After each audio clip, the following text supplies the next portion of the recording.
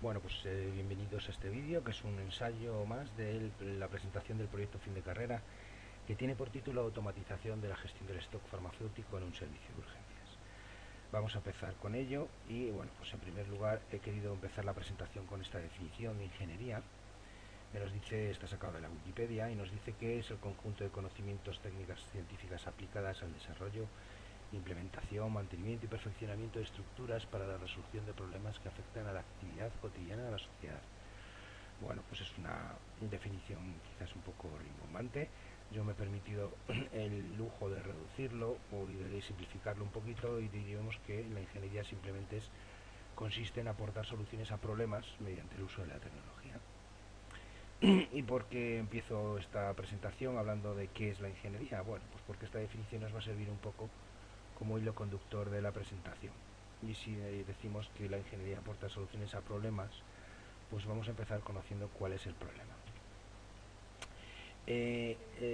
Bueno, pues como se deduce del título del proyecto, esto está ambientado en un ambiente pues, hospitalario, concretamente el Hospital Tres Mares, y más concretamente aún en el servicio de urgencias, que tiene este aspecto de aquí. Esa puertecita verde que se ve ahí al fondo es el botiquín, donde pues tienen todos los medicamentos que necesitan pues, para el desempeño de su trabajo. Y como podemos ver en estas fotos, pues, los medicamentos están almacenados en cajetines convenientemente etiquetados, y actualmente pues están trabajando con 202 medicamentos, aunque esta cifra puede ir cambiando, y clasificados en 11 grupos. Esa clasificación ya no cambia tan frecuentemente.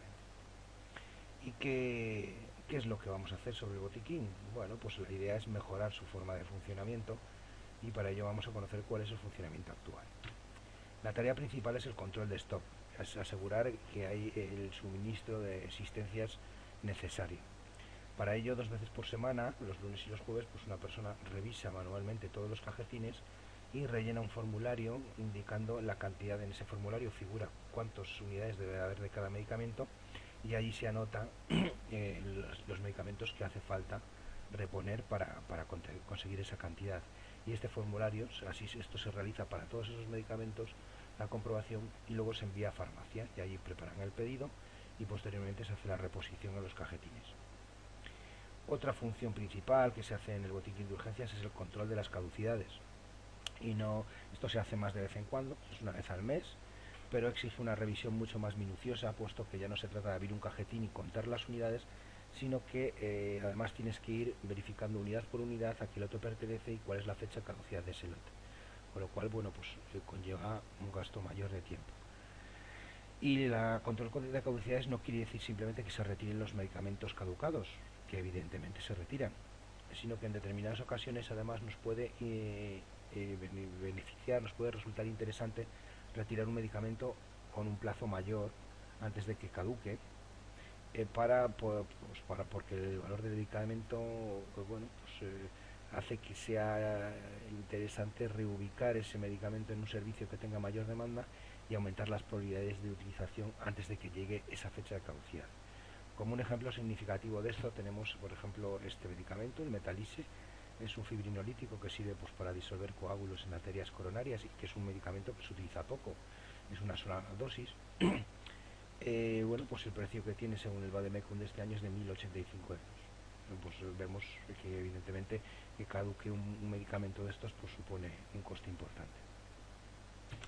Y bueno, luego hay otra serie de operaciones, pues como baja de medicamentos, unos medicamentos que se sustituyen por otros, qué sucede con las existencias que hay, si se dejan agotar, si no. También puede suceder pues que surja una alerta farmacológica, que es pues un aviso de la consejería de que hay un problema con determinado lote y hay que retirarlo, ¿no?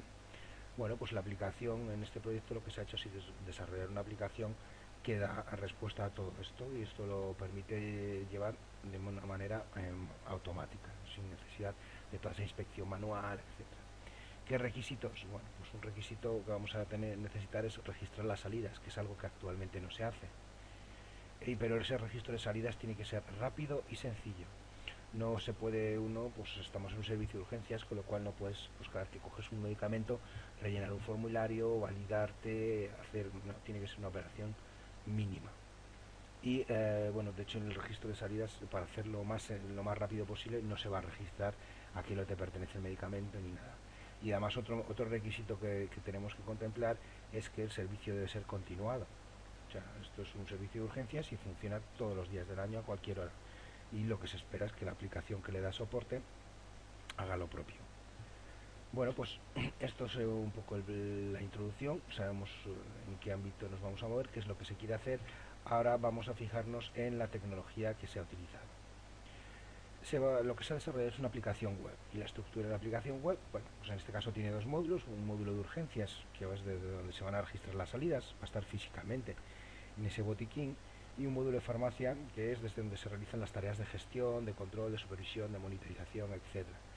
Esto está, ambos módulos pues forman parte de la misma aplicación, que está alojado en un servidor web, y los datos que maneja a su vez se guardan en una base de datos. Para montar una arquitectura, o sea, una aplicación web, pues evidentemente vamos a necesitar un servidor web, que se ha usado Apache. Necesitaremos también un lenguaje de programación del lado del servidor, que se ha utilizado PHP, y también necesitamos una base de datos, que en este caso es MySQL. Este trío de herramientas es de uso muy habitual, de manera conjunta, tanto que se ofrece en paquetes ya preparados y configurados para funcionar de manera conjunta, y yo concretamente el que he utilizado es SAMP. Esto es, digamos, las herramientas básicas, pero aparte de ello no he empezado el desarrollo desde cero, sino que he utilizado otras herramientas, pues porque sirven de ayuda, ¿no? La principal es el Laravel. Laravel es un framework, es un sistema de trabajo con una sintaxis propia, con una serie de características. Incorpora un sistema de plantillas que te facilita, bueno, pues el tema de la presentación de datos, bueno, pues facilita un poco el generar esas plantillas, utilizar código, etcétera. También incorpora una capa de abstracción sobre la base de datos, es decir, que lo que se denomina ORM, que es Object Relational Mapping, es decir, mapeo objeto relacional. Lo que hace es que trabajas con las bases de datos como si fueran objetos, en programación orientada a objetos. No tienes que dar con instrucciones específicas de SQL ni nada, sino que los elementos de la base de datos son objetos y se crean y se acceden a sus propiedades, atributos, etc. Eso es un ORM y está incorporado en Laravel. Pero la principal característica es el patrón MVC, que es un modelo, MVC son de las siglas modelo vista controlador, y bueno, pues es un patrón de diseño de software. Y en esta imagen pues se explica un poco cuál es el funcionamiento, ¿no? El navegador hace una petición al servidor web, y a través de un análisis de la URL, esa petición se redirige a una porción de software que se denomina controlador. Este controlador, si necesita interactuar con los datos, necesita recuperar datos o no, lo que va a hacer es no acceder a la base de datos directamente, sino que accede a través de un modelo.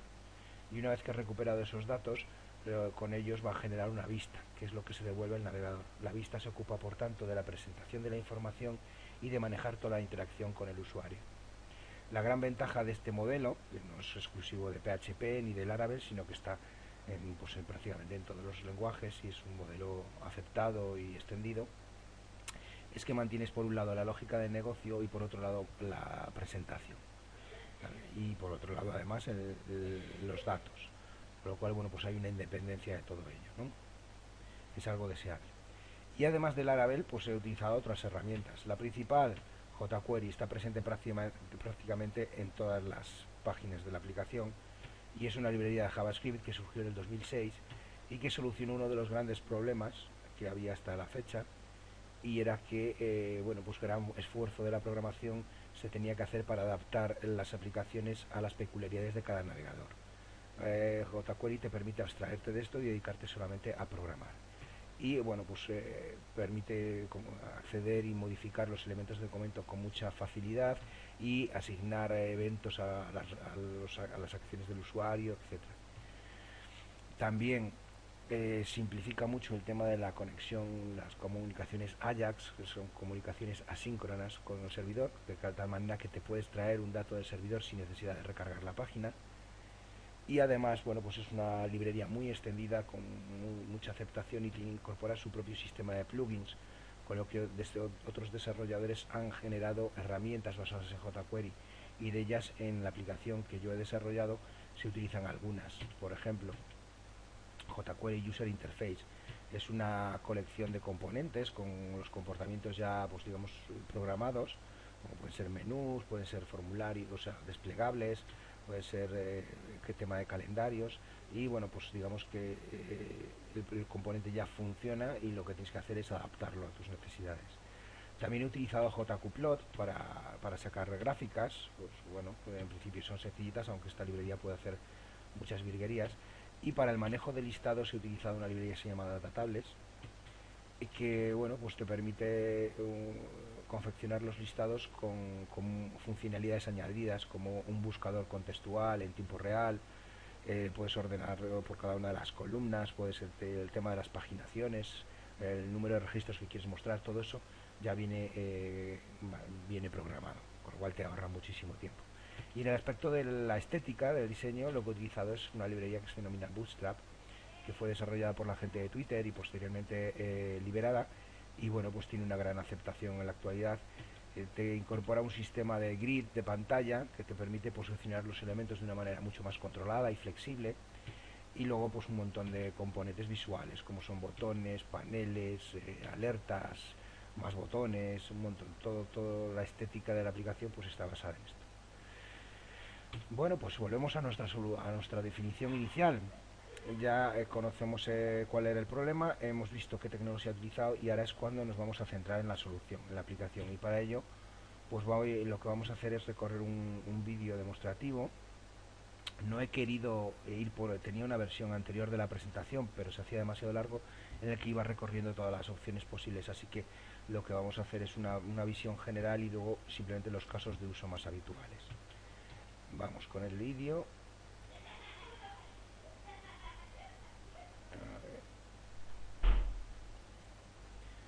Bueno, pues tenemos aquí el vídeo. Este es el aspecto que presenta la aplicación, el módulo de farmacia. En esta zona de la izquierda tenemos las opciones que están agrupadas en 3 categorías: de gestión, operación y consulta. En la parte de gestión, pues bueno, pues vamos a poder dar de alta, modificar, eliminar el tema de grupos, unidades y medicamentos.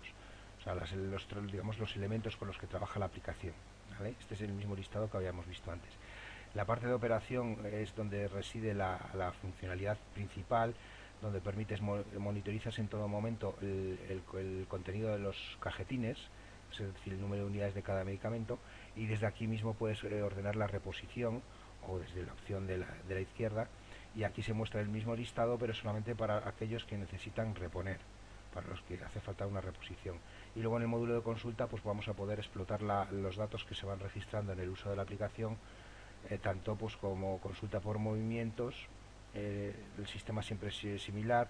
A la izquierda tenemos una serie de filtros, y a medida que vas añadiendo filtros, los filtros son acumulativos unos a otros y te permiten ir definiendo criterios, y a medida que vas definiendo filtros, pues lo que haces es que en el listado de la derecha se va actualizando y vas concretando la información hasta que localizas lo que estás buscando. Se pueden hacer filtros pues por rangos de fechas, por las cantidades de medicamentos implicados.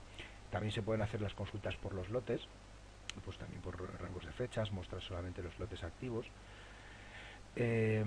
También, bueno, pues tenemos, mira, lo que decíamos antes de la búsqueda contextual, pues a medida que vas escribiendo se hace un filtrado en el caso de la consulta de medicamentos, pues simplemente mientras vas escribiendo, la propia aplicación te ofrece qué medicamentos coinciden con lo que has escrito, y te muestra una ficha en la que tienes los datos estáticos, después todos los datos de movimientos referidos únicamente a ese medicamento, y con el mismo sistema de antes, una zona de filtros acumulativos y un listado pues que se va a ir actualizando. Ese listado contiene los movimientos solo de ese medicamento. Y también puedes hacer pues los filtros en este caso por cantidad, por rango de fechas. Se podrían aplicar más si fuera necesario. Por ejemplo, pues aquí vemos cómo se acumulan, pues se ha definido un rango, ahora ponemos una mínima cantidad de 4, pues se va actualizando. Lotes funciona de manera similar, solo que bueno, pues tenemos otros filtros diferentes, la información que se muestra es otra, y se puede hacer también pues por rango de fechas. Podemos hacer una búsqueda por la fecha de caducidad, a ver los que caducan, por ejemplo, en diciembre del 2018, pues según escoges pues te aparecerían aquí.